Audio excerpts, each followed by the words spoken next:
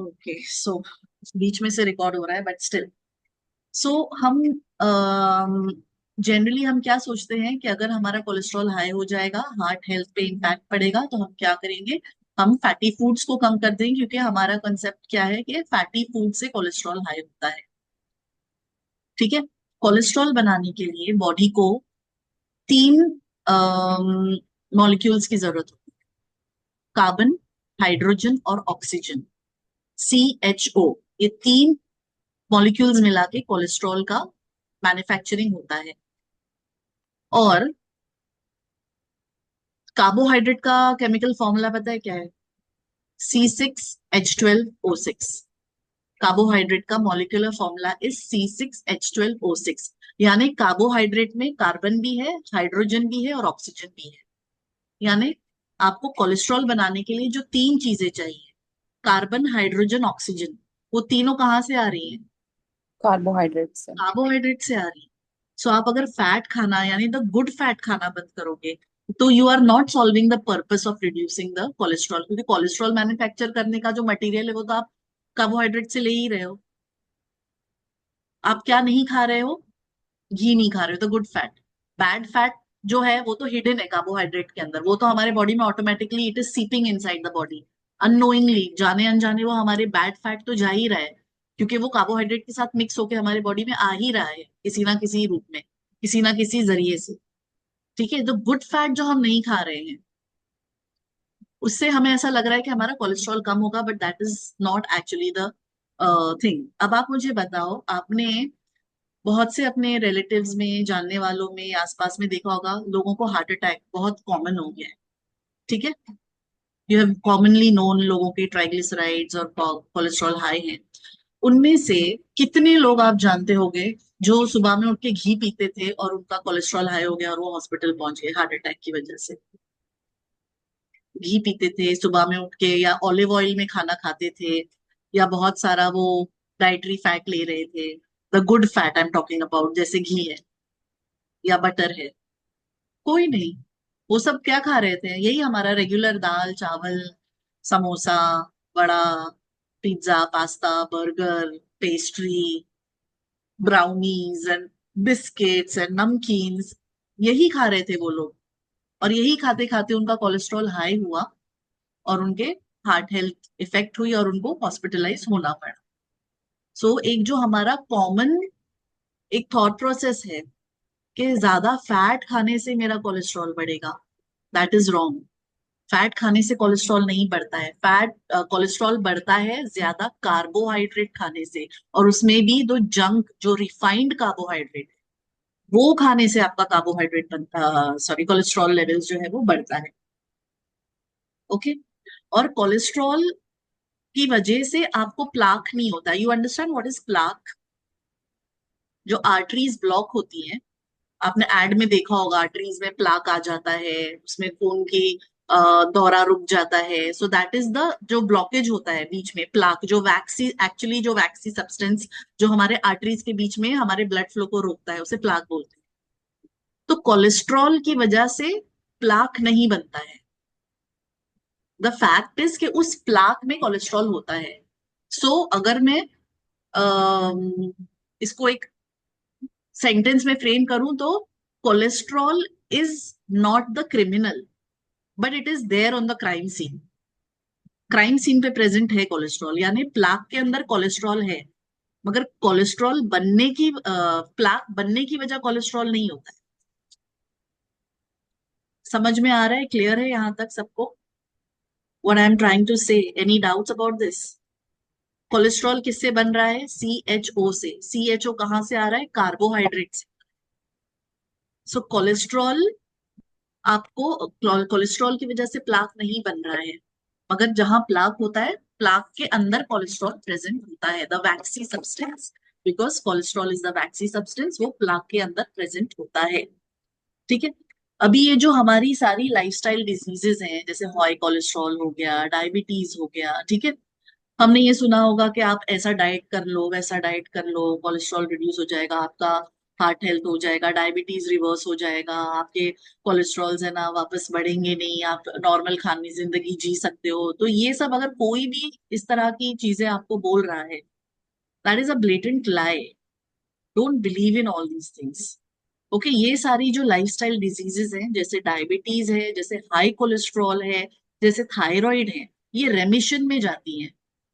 रेमिशन means you can control them.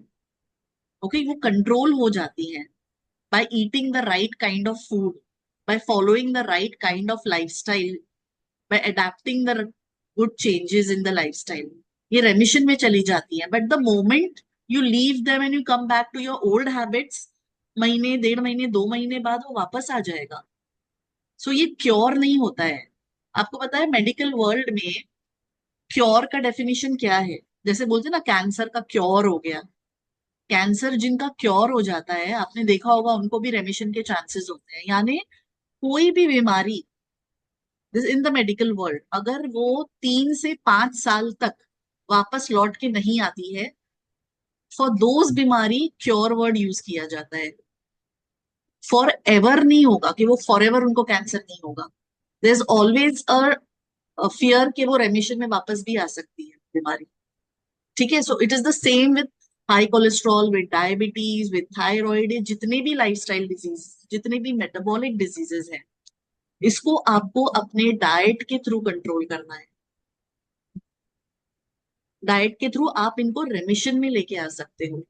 मगर जब आपने इसको छोड़ दोगे और फिर दोबारा आप वही लाइफस्टाइल पे चले जाओगे, वही आपका, रिमेंबर दो 7 पॉइंट्स जो हमने फर्स्ट क्लास में डिस्कस किया था, कि वो 7 पॉइंट्स, अगर आप वही 7 पॉइंट्स कल्प्रिट है बिकॉज ऑफ किसी भी लाइफस्टाइल डिजीजेस के लिए वो 7 पॉइंट्स रिस्पॉन्सिबल है। तो वो साइड साइड 7 पॉइंट्स में क्या था? शुगर था, सीड ऑयल था, वाइट लाइट रेडिएशन था, इंजरीज था, रॉन्ग काइंड ऑफ वर्कआउट्स था। तो ये सारी चीजें अगर आप दोबारा धीरे धीरे धीरे धीरे वही चीजों पे जाओगे, तो आपके जो कोलेस्ट्रॉल है वो वापस धीरे धीरे बढ़ने लगेंगे, आपका जो इंसुलिन रेजिस्टेंस है वो वापस आने लगेगा, आपके जो थायराइड हॉर्मोन्स है वो वापस से डिसरप्ट होने लगेंगे। Okay, so controlling something through your diet and your lifestyle is a change that you have to adapt and you have to stick on to that. ये 2, 4 या 6 महीने की चीज नहीं होती है। You have to do it throughout your life if you have to maintain that. आपका heart health maintain करना है, दूसरे ऑर्गन्स को अगर आपको मेंटेन करना है, तो आपको ये हमेशा करना पड़ेगा।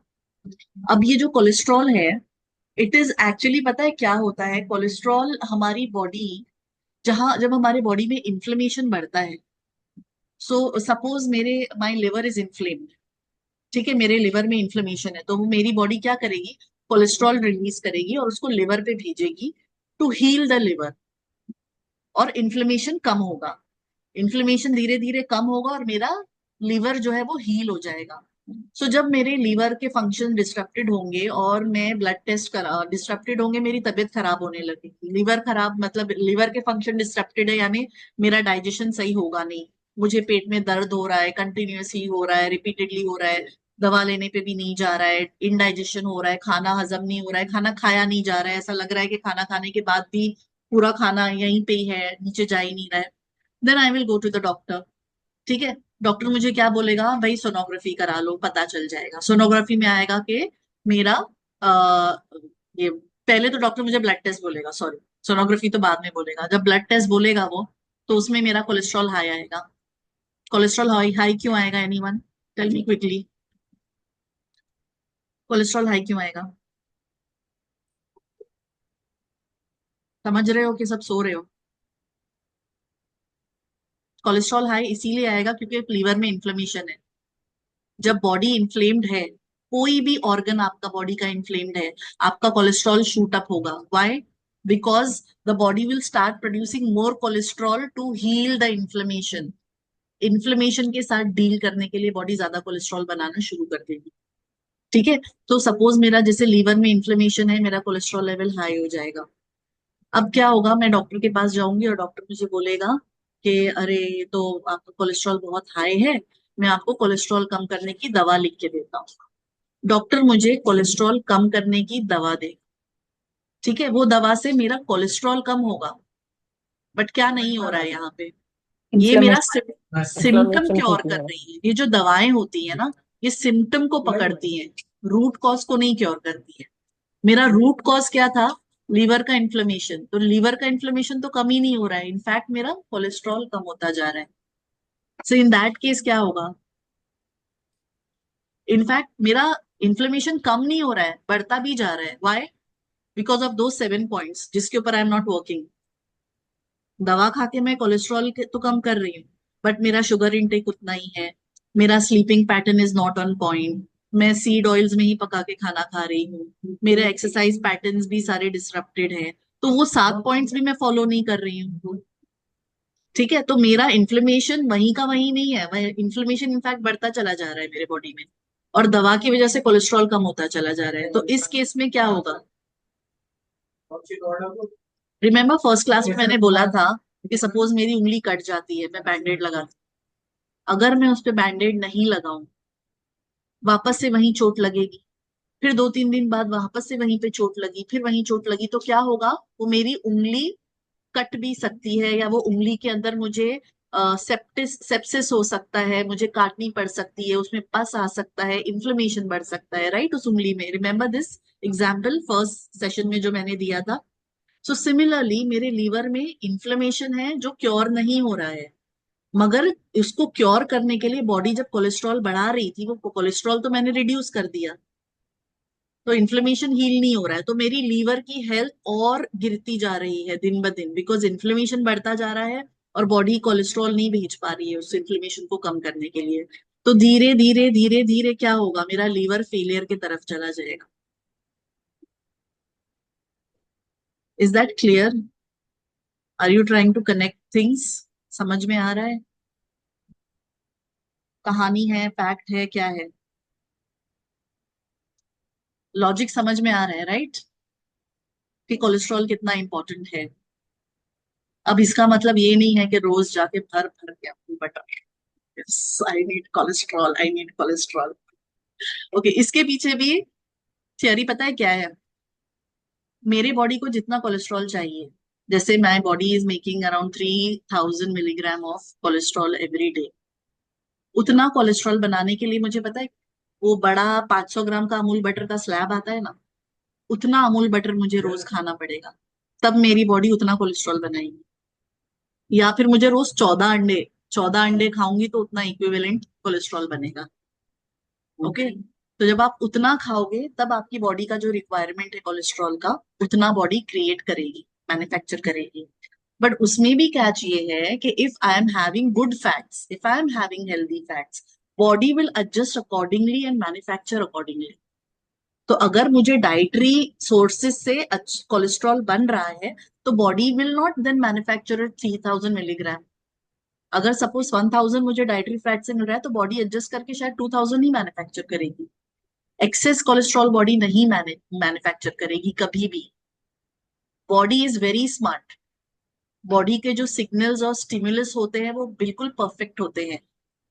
जब आपकी बॉडी को हीलिंग की जरूरत होती है और कोलेस्ट्रॉल जिस ऑर्गन पे भेजना है, तभी बॉडी वहां पे कोलेस्ट्रॉल सेंड करेगी, और उतना ही सेंड करेगी जितना रिक्वायर्ड है।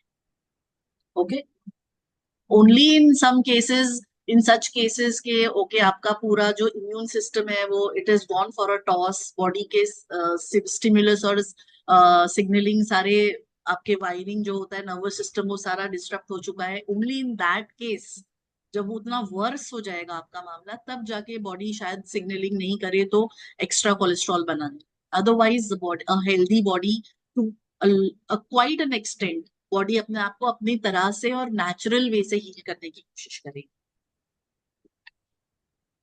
ओके, सो हमें कोलेस्ट्रॉल से डरने की जरूरत नहीं है। हमें फैट, गुड फैट खाने से डरने की जरूरत नहीं है। हमको मैनेज क्या करना है कि हमारे बॉडी में हम वो खाना नहीं डालें जिससे इन्फ्लेमेशन क्रिएट। अगर हमारे हार्ट में कोलेस्ट्रॉल, अगर हमारे ब्लड रिपोर्ट में कोलेस्ट्रॉल लेवल ज्यादा है, तो हमें ये देखना पड़ेगा कि हमारी बॉडी में इन्फ्लेमेशन कहाँ कहाँ है। और टोटल कोलेस्ट्रॉल लेवल अगर आपका 200 से कम है, तो आपको डरने की जरूरत भी नहीं है। आपने ब्लड रिपोर्ट्स जिन्होंने जिन्होंने ने कराए हैं ब्लड रिपोर्ट्स, आप अपना ब्लड रिपोर्ट्स निकालो और देखो आपका ब्लड रिपोर्ट में कितना दिखाया है,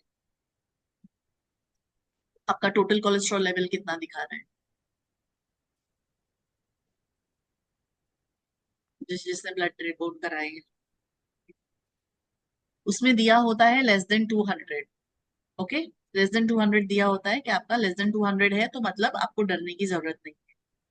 मगर अगर आपका 240 तक भी है ना, तो भी it is okay, you can deal with it. आप अपने न्यूट्रिशन पे वर्क करोगे, 6 8 10 महीने में it will come back, it will come to the normal ranges. ठीक है, इवन इफ इट इज अगर 240 से ऊपर है, then you need to go to the visit a doctor. Okay, ये जो इतने जो हाई लेवल्स होते हैं उसमें भी कैसा होता है कि मेडिकल इंटरवेंशन और न्यूट्रिशनल इंटरवेंशन दोनों के साथ साथ आप उसको कंट्रोल में कर सकते हैं। Medical intervention is needed only when it is beyond a certain limit. अगर आपका कोलेस्ट्रॉल 200 है तो आपको हाई कोलेस्ट्रॉल की दवा लेने की जरूरत नहीं है। Only work on your nutrition और धीरे धीरे आपका कोलेस्ट्रॉल अपने आप ही नॉर्मल हो जाएगा। 6 8 महीने लगेंगे, और वो 6 8 महीने में ऐसा नहीं है कि आप you will land up in a hospital, वैसा सिचुएशन नहीं आएगा। ओके, एंड उसमें एक और होता है ट्राइग्लिसराइड्स। सो टोटल कोलेस्ट्रॉल जब हम देखते हैं ना, तो total cholesterol is not that scary. मगर जो ट्राइग्लिसराइड और टोटल कोलेस्ट्रॉल का रेशियो है, वो हमें हमेशा चेक करना चाहिए। जब आप ब्लड रिपोर्ट कराते हो ना, उसमें ट्राइग्लिसराइड और टोटल कोलेस्ट्रॉल का रेशियो भी होता है, वो कितना है देखो अपने रिपोर्ट में। शजर मारिया जिन्होंने ब्लड रिपोर्ट्स कराए थे, जस्ट चेक कितना है आपका ट्राइग्लिसराइड रेशियो।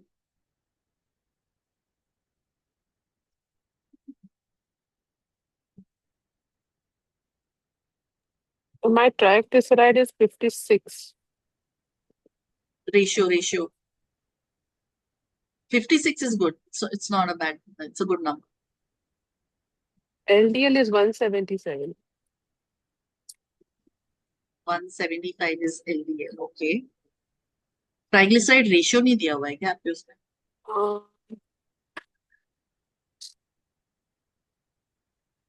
हमारी मैम आपके एक है 2.41 रेशो, 2.41 रेशो। या 2.41। सो जब आपका ये जो रेशियो है ये 5 के ऊपर जाता है ना, then it gets scary and you need to visit a doctor. If it is तो above 5, if it is, cholesterol and HDL ratio is हाँ, 6.07. कोलेस्ट्रॉल एंड एचडीएल नहीं, ट्राइग्लिसराइड। हाँ उसका ट्राइग्लिसराइड दिया नहीं है, मुझे कैलकुलेट करना पड़ेगा। वो एक्चुअली है ना, हर लैब का एक वो अलग रहता है, तो सो आई थिंक कुछ कुछ लैब्स में होता है, वो रेशियो नहीं बताते हैं। इट डिपेंड्स, अलग अलग लैब्स का अलग अलग तरीका होता है। हम्म। सो टोटल कोलेस्ट्रॉल मोटा मोटा हमको जो उसमें रेंजेस दिए रहते हैं ना, वो रेंज में भी बिलो 200 दिया रहता है, but even if it is up to 240 you need not worry. If it is beyond 240, उससे ज्यादा है, then you can visit a doctor. और आपका जो ट्राइग्लिसराइड रेशियो है वो अगर 5 से ज्यादा है, तो then you need to take medicine और go to a doctor and consult के क्या करना चाहिए उसके बारे में। Okay, Okay. so today I just wanted to bring your attention to these things like cholesterol क्या होता है, क्या खाने से होता है, कैसे हम उसे कंट्रोल कर सकते हैं, रीजन क्या है। कोलेस्ट्रॉल इज नॉट अ भूत, उसको भूत समझ के इतना डरो मत। Cholesterol does not cause heart attack. Heart attack के रीजन बहुत सारे अंडरलाइन कॉजेज होते हैं, सिर्फ हाई कोलेस्ट्रॉल्स नहीं होते हैं। हेल्दी फैट खाना इंपॉर्टेंट है, हेल्दी फैट खाने से कोलेस्ट्रॉल नहीं बनता है। Is that clear? सबको ये बात आज समझ में आई? कल के लेक्चर में ना we'll be discussing about triglycerides, LDL and HDL, क्योंकि वो एक साथ बहुत ज्यादा हो जाएगा आपके लिए भी समझना। सो कल के लेक्चर में हम ट्राइग्लिसराइड्स, एलडीएल और वीएलडीएल और एचडीएल, इनके बारे में, ये भी सारे हमारे लिपिड प्रोफाइल में ही आते हैं। ओके, ये सारे kind of you can say lipoproteins हैं जो हमारे ब्लड में होते हैं। इनका क्या फंक्शन होता है हमारे बॉडी में, और कि क्या उसके पैरामीटर्स होने चाहिए। Tomorrow we will be discussing on these 3 things. Again it is very important for you to know, ताकि आप अगर फ्यूचर में अपना ब्लड रिपोर्ट देखो या अपने घर पे किसी का ब्लड रिपोर्ट देखो, तो आपको ये समझ में आना चाहिए कि कौन कौन से पैरामीटर्स हैं जो स्केरी हैं, कौन कौन से पैरामीटर्स हैं जिसके आप ऊपर आप न्यूट्रिशनल इंटरवेंशन से भी काम कर सकते हो। और हर चीज पे हम न्यूट्रिशनल इंटरवेंशन से काम कर सकते हैं, पर आपको अपने आप को टाइम देना है, थोड़ा डिसिप्लिन रखना है लाइफस्टाइल का, न्यूट्रिशन का। सो चीजें 6-8 महीने में नॉर्मल होने लगती हैं। मेरा जो ग्रुप है जहाँ पे आई स्टार्टेड वर्किंग ऑन, जो मैंने बताया था इनिशियली, क्या है ऑल्सो आई एम वर्किंग, जहाँ पे मैं अपने डीआरजी सेंड करती हूँ, वहां पे मेरा एक ग्रुप मेट था जिसका ट्राइग्लिसराइड वॉज, शजर तुमने कितना बताया अभी अपना ट्राइग्लिसराइड कितना था तुम्हारा? 56 समथिंग। नहीं, ज्यादा था, 100 में कुछ हो, हंड्रेड्स में होगा, उसका 700 था ट्राइग्लिसराइड्स। 700 ट्राइग्लिसराइड्स था and his total cholesterol was 400, 350, 400 कुछ था। सो मेडिकल इंटरवेंशन किया हमने, बट उसके साथ साथ he was following this kind of a dietary restrictions also. 1 साल 1.5 साल में चीजें नॉर्मल हो गई। उस बीच में ऐसा कभी नहीं हुआ कि he had to be rush to a hospital या उसको कोई अटैक आया, ऐसा कुछ भी नहीं हुआ। Nothing of that sort happened, but then you have to consistently work on your nutrition. आप दवाएं लोगे, जब उतना हाई लेवल है दवाएं लोगे तो आपके लिए थोड़ा जल्दी हो जाता है, आपका पेस जो है वो प्रोग्रेस का जो पेस है वो इम्प्रूव हो जाता है, but things do fall in place. All these things can be handled with the right kind of lifestyle. Again, going back to those 7 points, everything connects to those 7 points. वही 7 point को देखो और work करो उन्हीं 7 point के ऊपर कि आप कहाँ पे सबसे ज्यादा मिस्टेक कर रहे हो, उसी पॉइंट के ऊपर सबसे ज्यादा स्ट्रेस करो। धीरे धीरे चीजें बदलती हैं। अगर आज आपकी बॉडी में इंफ्लेमेशन है, अगर आज आप इंसुलिन रेजिस्टेंट हो, अगर आज आपके थायराइड लेवल सही नहीं है, अगर आज आपके ट्राइग्लिसराइड रेशियो बहुत हाई है, तो वो पिछले 5-6 महीने के खाने पीने से तो नहीं हुआ है ना। तो 5-6 महीने में वो सही भी कैसे होगा? It has happened because you have been consistently following the right kind of, sorry, the wrong kind of eating pattern, the wrong kind of lifestyle for 25, 30, 35, 40, you never know how many years, जो भी आपकी as है, उतने सालों में आपने जब ये डैमेज किया है, तो अपने आप को इम्प्रूव करने के लिए 1.5-2 साल तो दोगे ना यार। उतना पेशेंस रखो, वर्क करते रहो। इंस्टाग्राम पे पढ़ा है ना, your the best project you could work on is yourself, है ना।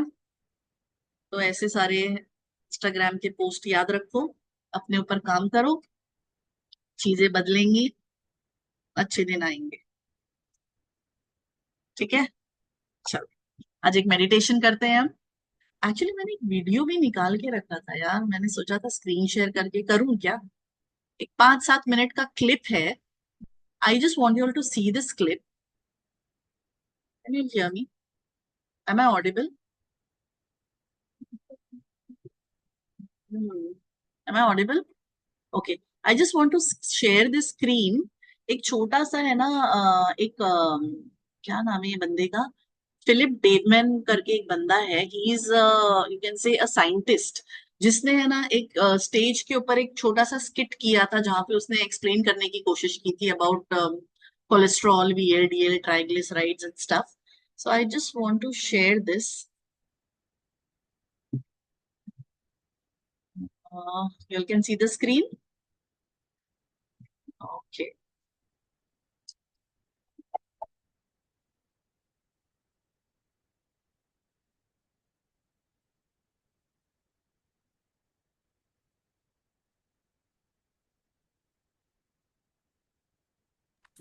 There's no volume. मेरा वॉल्यूम तो फुल है। नहीं, यहाँ पे एक वीडियो में कोई वॉल्यूम नहीं आ रहा है। Others can hear? वॉल्यूम नहीं आ रहा है ma'am, there is no volume. बिल्कुल भी नहीं आ नहीं रहा है आता। क्या? नहीं, बिल्कुल भी नहीं आ रहा। ओह, एक सेकेंड, एक second, wait wait wait. I think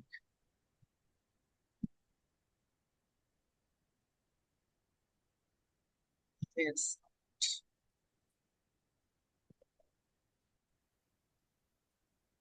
Inside your body. Please welcome the cast Okay, of the lipid system.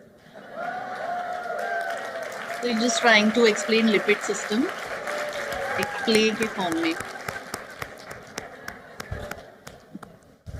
We'll stop here.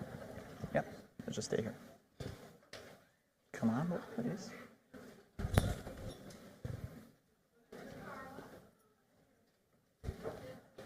I know. We really decked it out on the pricing here.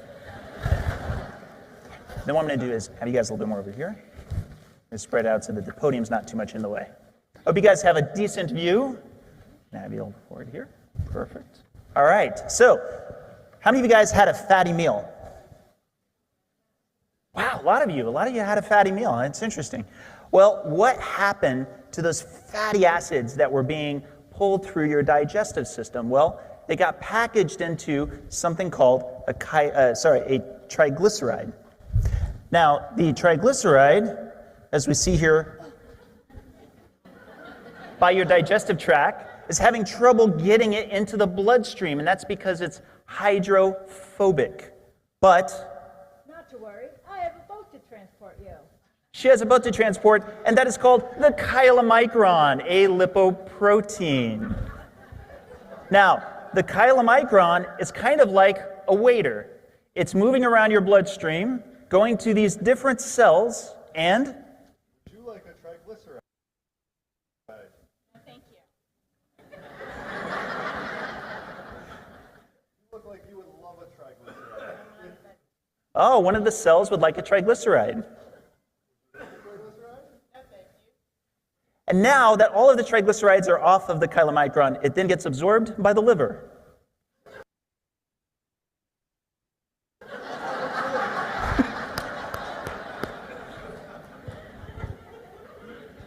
However, you're not always eating, right? So at a certain point, you are fasting. You hear much about fasting at this conference? Your body should be in a state of fasting not just overnight, but also between meals. So then what happens? Don't we still have some cells that need energy? You can tell. That's, by the way, the signal that you know the cells need the energy. Well, fortunately, the liver can help out. And it does so using the fat cells. I have plenty of triglycerides. Woo! The liver has its own boat known as a VLDL. And there it is, with fat cells ultimately supplying those triglycerides through the liver to the boat. And now it does the same thing the chylomicrons were doing, but from its own boat. Go ahead.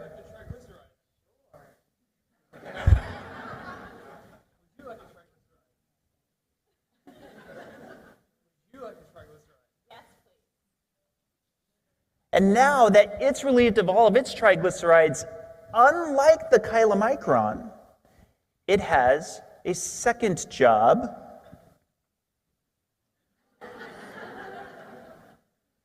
Now it's time for my new job. It is an LDL particle. So now it has things you hardly ever hear about. One of those, for example, is that it actually helps to neutralize pathogens. It does so with something known as vitamin E. Oof, that was a nice one. But now that it's totally out of vitamin E, what can it do with this last pathogen that's coming forward?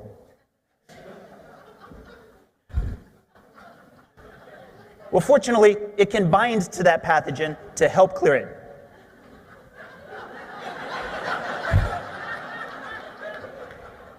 And that, ladies and gentlemen, is your lipid system at work as we see it now. Thank you so much.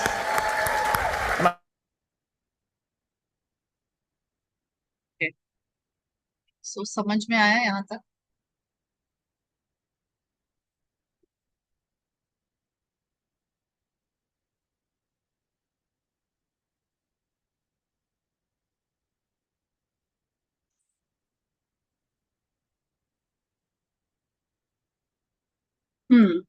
कितना समझ में आया मुझे पता नहीं, but या I will share this video and एक बार और देख लेना, बिकॉज कल हम इसके बारे में डिटेल में बात करेंगे। आज जो इसने बताया काइलोमाइक्रोन्स, VLDL, LDL, ट्राइग्लिसराइड्स, ये सब क्या होते हैं।